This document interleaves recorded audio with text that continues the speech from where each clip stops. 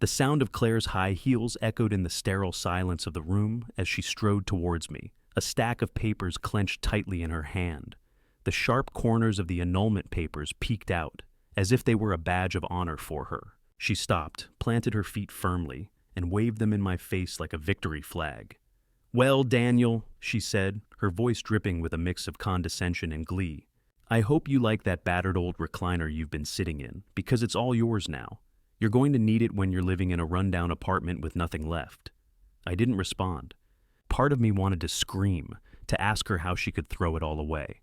We had built something together, right? But the words caught in my throat. It was pointless.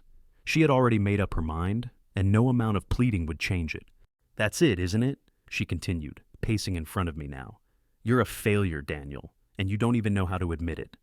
All those years trying to keep up with the Joneses, trying to act like you're doing something important, and for what? For this." She tossed the annulment papers on the table with such force that they slid across the surface, stopping just shy of the edge. The sound of paper against wood was almost too much for me to bear, but I didn't move. I knew something she didn't. A secret I'd kept from her, and honestly, I wasn't sure how much longer I could keep it in. I'd been quietly running a private security consulting business for the last few years. I was making over $500,000 a year, more than enough to keep us comfortable, more than enough to support everything she wanted. But it didn't matter anymore. She couldn't see it. She thought I was broke. And now, as I sat there, watching her throw away everything we had for the sake of her impatience and greed, I realized I'd made a grave mistake. I had let her walk all over me for too long, but the real blow landed when she dropped the bombshell. Her next words hit me like a freight train. "I'm leaving you, Daniel," she said, her voice almost too calm, too assured. "Marcus is taking me. He's the man I need now, not you. He's more successful, more ambitious. He's everything you're not." My heart dropped into my stomach. Marcus? My best friend? The one person I thought I could count on through it all? I wanted to say something, anything, but all I could do was stare at her, wide-eyed, as the world around me spun into chaos. She must have seen the confusion written all over my face, because she gave me a smug smile, her lips curling like she'd just won a prize. "He's more successful than you think, Daniel," she added, her voice softening, almost teasing. "He's got everything together, and he's promised me a life that you could never give me." I wanted to tell her the truth, that Marcus was drowning in debt, his business on the verge of collapse, but it felt pointless. Claire was already too far gone, wrapped up in the illusion of success that Marcus projected. The truth didn't matter to her. And as I sat there, feeling the weight of everything crumble beneath me, I realized something that hurt worse than any words she could say. She had never loved me. Not really. She loved the idea of what I could provide, the life I could give her. But the moment that life stopped being good enough, she walked away without a second thought. And that was the final nail in the coffin. The next morning, I woke up to the usual barrage of notifications. But there was something different this time. My phone buzzed with messages, a steady stream from friends, acquaintances, and a few people I hadn't spoken to in ages. I opened the first one. "Hey, I saw Claire's post. Is everything okay? She's got this huge smile, but I know you two are going through some stuff." I rubbed my eyes, squinting at the screen. I clicked through a few more messages, all concerned, all making the same assumption, that I was heartbroken, that I had lost everything. Claire's social media post had painted a very different picture than what had actually happened. There she was, arms draped around Marcus at a low-end coastal motel, both of them grinning like they had just won the lottery. The photo screamed perfect couple, vacation vibes, carefree smiles, and yet it felt like a complete facade. No one could see through it, not from the outside, not with their rosy staged lives, to anyone else. They were living the dream. But the thing is, I wasn't fazed. Instead of crumbling under the weight of their public display, something inside me shifted. I felt vindicated. The truth was, I had already taken care of myself. I had recently paid off all my debts, every single one. And while Claire was showing off her shiny new life with Marcus, I had quietly purchased a small commercial property outright, something I had been eyeing for months. I had built my empire, and it was growing without her, without Marcus. The photo, the engagement, their hollow happiness, it didn't affect me. If anything, it made me laugh. They were playing the game, pretending to be the glamorous couple, but their lives were built on lies and credit. It was all smoke and mirrors, and I could see right through it. I spent the rest of the morning enjoying my coffee, taking care of things that mattered. I had meetings to attend, deals to close, and all of it would unfold without their interference. Every call, every business venture, every decision made was a step further away from the mess they had created. I started to plot my revenge, but not in the way they would expect. It wasn't about ruining them. No, that would be too obvious. It was about success, wealth, and peace. It was about building something so strong, so undeniable, that neither Claire nor Marcus could touch it. They had chosen their empty, shallow world. I had chosen mine. And in the end, I was going to come out on top. As the day wore on, more messages flooded in, all asking the same thing. Is it true? Is everything okay with you? I took a deep breath, resisting the urge to tell them the truth. It was tempting, but I didn't need to explain myself anymore. Instead, I simply replied to one message. I'm doing fine. Better than fine, actually. It's just a matter of priorities. I hit send and closed my phone. 2 months had passed since Claire and Marcus flaunted their new life, and I had moved on from the emotional wreckage they had left behind. But while I had quietly built my success, their lives were beginning to unravel. I had just finished finalizing the annulment, every asset neatly sorted in my favor.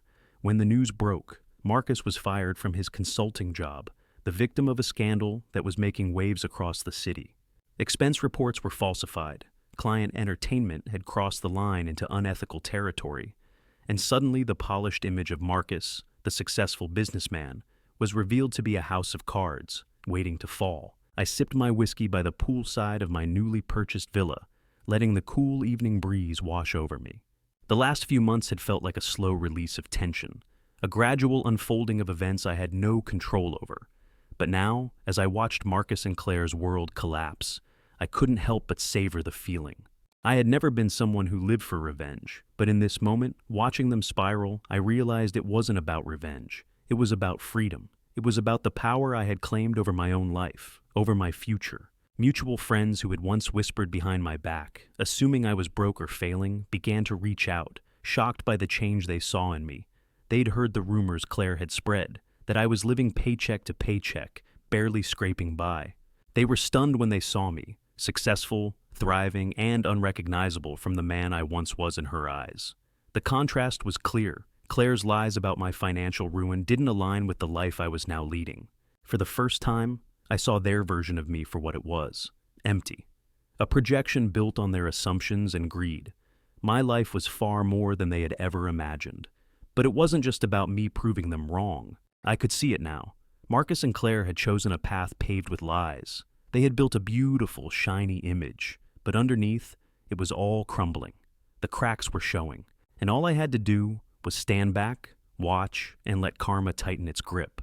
While I poured myself another glass of whiskey, a part of me was filled with satisfaction, not because I wanted to see them suffer, but because I had outgrown them. I had moved beyond the lies, beyond the drama, and into something real. And that, I realized, was the sweetest revenge of all. I never expected to run into Marcus at a grocery store, of all places. It was a Tuesday evening, and I was just picking up a few things, some fresh produce, a bottle of wine for dinner. As I turned down the aisle, I spotted him near the checkout. His back was hunched, his face pinched in exhaustion, and he was fumbling with his wallet as if he could barely hold it together. I couldn't help but notice the change. Gone was the flashy suit, the confident, polished persona he'd always paraded. Now he looked tired, hollow. His hair was messy, his shirt wrinkled, and the weight of his world seemed to be dragging him down. I stopped for a moment, watching him from a distance. There was a part of me that almost felt sorry for him. He had been my best friend after all, but the part of me that had been betrayed, the part that had seen him tear my life apart, quickly shut that feeling down. I casually strolled down the aisle, making my way toward him. As I drew closer, he didn't seem to notice me at first. He was too focused on his credit card being declined. The same man who had once scoffed at my modest lifestyle was now struggling to pay for a few groceries. "Hey, Marcus," I said coolly, just loud enough for him to hear. He froze, his back stiffening. He turned to face me, and for a brief moment, his eyes flickered with something I couldn't quite place. Fear, maybe, or shame. His lips tightened into a forced smile. "Daniel," he said, his voice lacking the usual bravado. "What's up?" Not much, I replied, glancing at the small pile of items in his cart, mostly packaged snacks and frozen meals. Nothing that screams success. You know, just picking up a few things. I made a point of eyeing the transaction unfolding in front of us. The cashier looked at Marcus, then at his card, and then back at him, clearly waiting for him to do something. He slid the card again, hoping it would work this time. When it didn't, he let out a sharp breath, his eyes darting around in panic. I could tell he wasn't going to make it. I could feel the tension in his body as the realization hit. I raised an eyebrow. "Everything okay, man?" I asked, a subtle edge to my voice. Marcus tried to play it off, but the mask was slipping. Yeah, just, a little hiccup with the card. Been dealing with some stuff. It's fine." He laughed nervously, but there was no mirth behind it. I let the silence hang for a moment before I spoke again. "You've got some things to deal with, huh?" His eyes darted to me, and for a second I saw the old Marcus, the one who used to be so confident, so sure, but now there was only uncertainty. He cleared his throat and glanced away, trying to pull himself together. "Yeah, just business, Things will turn around. They always do," he muttered, swiping his card again, but it was no use. "You're really doing this, huh?" I said, almost to myself, though loud enough for him to hear. "You're still pretending everything's fine?" Marcus's face reddened, and he snapped. "What the hell do you want from me, Daniel? Just leave me alone, all right?" I couldn't help but smile, a small, almost smug curve of my lips. "I'm not doing anything, Marcus. I'm just watching the show. I'm curious to see how long you can keep up the act before everything falls apart." His jaw clenched, but he said nothing. His eyes flicked toward the cashier, who was now looking at him with pity. With a deep sigh, Marcus grabbed his bags. His shoulders slumped. "I'm not going to explain myself to you," he spat, turning toward the door. I watched him shuffle away, humiliated, defeated, and I couldn't bring myself to feel sympathy. It wasn't about the money. It wasn't about anything I had lost. This was the culmination of all the years he had spent building a house of lies. It was all coming down, and he couldn't stop it. As Marcus disappeared through the sliding doors, I stood there for a moment longer, the sound of his footsteps fading into the background. I wasn't angry. I wasn't even sad. It was a strange satisfaction, watching the man who had betrayed me, the man who had stolen everything I valued, crumble under the weight of his own choices. I picked up my wine, paid for my groceries, and left the store. I had seen Marcus's fall from grace with my own eyes, and I didn't need to raise a hand. Karma was already at work, and it was beautiful. The rain had been pouring all night. The storm had picked up by the time Claire showed up at my door, soaked to the bone, standing there with her hair plastered to her face and her clothes clinging to her skin. She looked so different from the woman who had once taunted me with those annulment papers, broken, desperate, lost. I didn't say anything at first. I simply stared at her as she stood there, shivering, her eyes pleading. It had been weeks since she'd walked out, leaving me to pick up the pieces. Now she was here, drenched and standing on my doorstep, the remnants of her perfect life washed away in the rain. "Daniel," she said, her voice shaking, I made a terrible mistake. I need to talk to you." I stepped back, letting her in, but only just enough to avoid the rain pouring into the hallway. I couldn't help but notice how different she looked. Her makeup, once perfectly applied, was now smeared. Her clothes, which had always been pristine, were soaked through. Her face, once confident and self-assured, now held the remnants of defeat. "I know I hurt you," she continued, her voice faltering, "but I never meant for any of this to happen. Marcus, he's lost everything, Daniel. We've been evicted. I have nowhere to go. Please, I don't know who else to turn to." I stood there, listening to her words, but none of it hit me the way it once would have. Her pain felt distant, foreign even. I had spent years giving her everything, my time, my effort, my money, and yet, when she had the chance, she threw it all away for a man who had nothing to offer but promises. And now, here she was, asking me for help. "Claire," I said slowly, my voice cold and detached, "you buried our relationship the moment you left me for Marcus.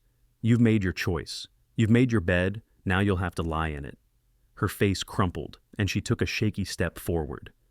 "Please, Daniel, I know I was wrong. I was foolish, and now look at me. I have nothing left. I can't do this on my own. Please don't turn your back on me."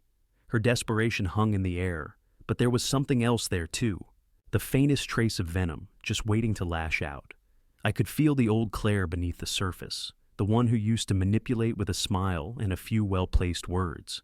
But I wasn't that man anymore. "You had everything you needed, Claire," I said, my voice unwavering. "You had a life, a future with me, but you walked away, and now you want me to fix your mess. I won't. I'm not your safety net anymore."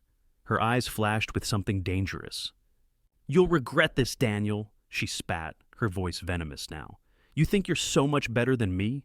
You think I don't know what you're doing? You think I won't find a way to make you pay for this?" I shook my head, my gaze hardening. I didn't flinch. "No, Claire, I don't think you'll do anything. You've lost your power over me. You were never worth this much, and now you're nothing." The silence between us was thick with tension. She stood there, her breath shallow, her fists clenched at her sides. She had no more cards to play. I wasn't the man who would bend to her will anymore. "Goodbye, Claire," I said, my voice final. "I'm done." Without another word, I turned, walked to the door, and opened it. She stood frozen for a moment, as if waiting for me to change my mind. But I didn't. "I hope you find what you're looking for," I said, as I watched her turn and walk away, the sound of her footsteps fading into the night. I closed the door behind me, feeling the weight of the moment lift from my shoulders. She was gone. For good. I didn't feel anger. I didn't feel relief. I felt closure.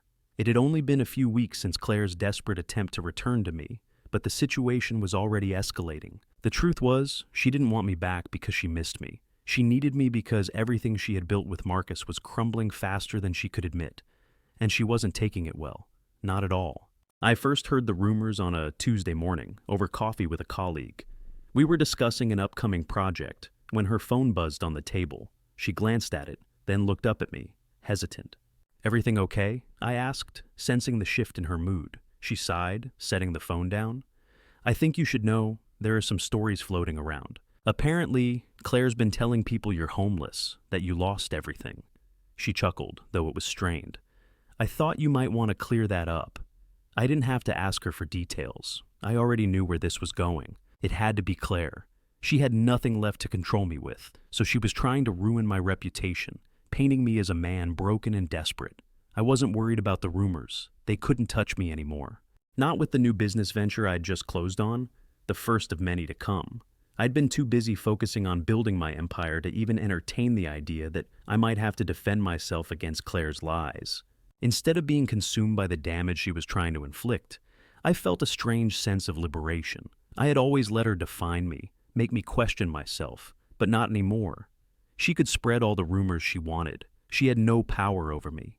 The next few days were filled with more of the same. Texts from concerned friends and colleagues, wondering if I was okay. "I heard you were going through something," one message read. "Are you sure you're all right?" I responded to every one of them with the same quiet confidence. "I'm doing fine. Better than fine. Things are good." In the silence of those responses, I felt the shift happen. Claire had built a false narrative, and she was watching it collapse around her. Meanwhile, I was building something real, something that mattered. Her attempts to smear me only highlighted how far she had fallen from grace. She had no power, no leverage, no hold over my life anymore. I was no longer just the man who she could manipulate, the man she could toss aside when it suited her. I had let her go, but in return, I was free. And the more I detached from her, the clearer it became. Claire was a stranger to me now. She was a person who existed in the past, but she no longer had any bearing on my future. I laughed softly, shaking my head. There was a time when her approval or rejection would have meant everything to me, but now, she was irrelevant. I looked down at my phone as another message came in. It was from a mutual friend, the one who had tried to reach out earlier. "Don't worry about what they're saying," it read. "You know it's not true. Just focus on your next move." I smiled to myself. The next move was already in motion. The rumors didn't matter. My future didn't need to include her, or anyone who wasn't capable of seeing me for who I had become. And for the first time, I wasn't looking back. It was a typical Monday morning, one of those fast-paced days when meetings seem to run into each other, and the hours just slip by. I was at my favorite cafe, meeting a high-profile client, one who had the potential to bring in the next big contract for my private security consulting business. Everything was set. I'd dressed for success, and the conversation was flowing smoothly. My client was engaged, his interest piqued by my business model. We were just wrapping up the deal when I heard a faint, familiar voice. Daniel. It was weak, fragile, almost as if it had been carried by the wind. I didn't turn around at first, assuming it was just someone in the cafe, but then I heard it again, louder this time. Daniel! I finally glanced over my shoulder. There she was. Claire, standing by the counter, drenched in the dim light, her face pale, her clothes a mess. She looked nothing like the woman who had once made me feel small with her beauty, her confidence. Now she looked ragged, her makeup smudged, her hair unkempt. Her eyes were bloodshot, and there was something utterly defeated in her posture. She walked toward me, eyes fixed on mine, her steps faltering. My stomach churned, not out of sympathy, but because it felt like everything had come full circle. Her life, her choices, all of it crumbling in front of me. Please, Daniel, help me, she said, her voice trembling, catching the attention of the other patrons in the cafe.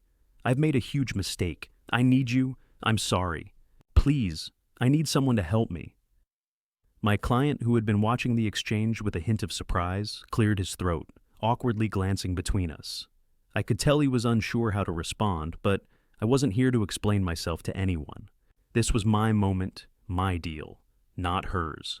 Claire's desperation grew more pronounced, her voice breaking as she sobbed in the middle of the cafe. I don't know where to go. I have nowhere else. Please, I need you, Daniel. The eyes of the cafe's patrons were now fully on us, some looking away, some too intrigued to break eye contact. But I didn't budge. I stayed calm, steady, despite her frantic cries. I had heard it all before, the manipulation, the empty promises. I turned back to my client, picking up the conversation as if Claire wasn't even there.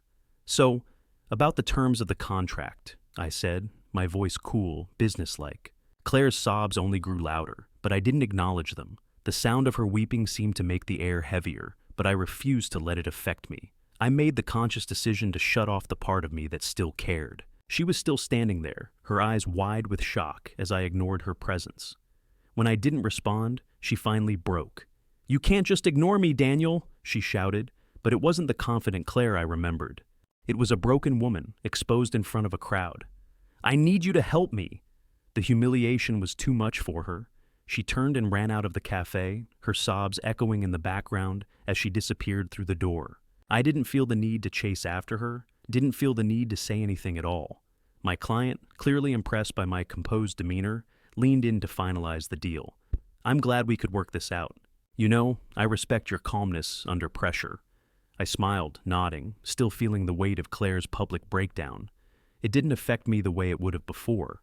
That was the difference now. I had control, not just over my business, but over my emotions. I wasn't the man who would run to her when she cried anymore. The deal was done, signed, and sealed. I had shown Claire that I was no longer her emotional punching bag. I had won, without even raising a hand. It was clear. This was the beginning of a new chapter, and she was no longer a part of it. Weeks passed since Claire's desperate plea for help, and in that time, the storm of chaos she had created in her life seemed to only intensify. I heard through mutual friends that Marcus had completely abandoned her, leaving her to fend for herself, as their financial situation spiraled out of control. Claire, once so proud and confident, had been reduced to a shell of her former self. I didn't feel any satisfaction in her downfall, at least not in the way I thought I might. What I felt was peace, distance. The chaos she had once dragged me into had become nothing more than a distant echo in my life. At a rooftop event a few weeks later, as I mingled with potential clients and closed another deal, I spotted her across the room. Claire, standing alone at the bar, nursing what looked like her third or fourth drink of the night. She had on a dress that seemed a bit too tight for her now, and her makeup was slightly smudged, as if she hadn't been taking care of herself. I froze for a second, watching her, but there was no rush of anger or regret. Instead, I felt nothing. She was no longer a part of my world. She was just another person, clinging to the wreckage of a life she had made for herself, and I had no desire to drag her, or myself, back into it. She must have seen me then because she walked toward me, her heels clicking on the marble floor. I could see the hope in her eyes, the desperation still there, buried beneath the layers of fake confidence she tried to project. She opened her mouth, about to speak, but I didn't wait. I didn't need to hear her excuses or explanations. I turned my back on her without a word, walking in the opposite direction toward the balcony where the view of the city at night was far more captivating than anything Claire had left to offer. As I walked away, I felt the weight of the last few years lift off my shoulders. Claire no longer existed in my world. She was just a remnant of who she once pretended to be, someone I had loved, someone who had broken me. But now, she was nothing. Her presence, her betrayal, her lies, none of it had the power to affect me anymore.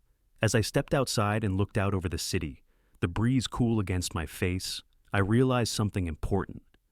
I had become the man I had always wanted to be. I was free. Claire's life had unraveled, but I didn't feel joy or anger about it. I felt nothing.